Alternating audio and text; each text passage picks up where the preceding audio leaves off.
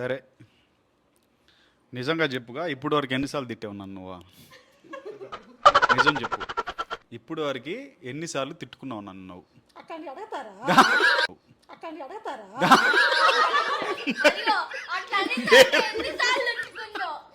Dare అంటే డేరే, అదే ఆ ట్రూత్. నిజమే కదా, నిజం కావాలి.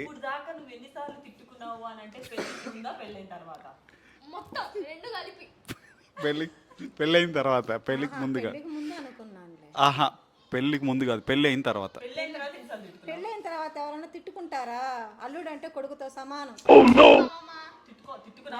అది చెప్పు. తిట్టుకోవాలా? ఒక్కసారి కూడా. ఈమె ఎవరంటే వాళ్ళ మమ్మీ, నాకు అత్త, కానీ నేను అక్కని పిలుస్తాను అనమాట. నిజం చెప్పుకను, మళ్ళీ శివభక్తురాలు అన్నావు, మళ్ళీ ముట్టికాయలు వేసాడు రాత్రికి వచ్చి.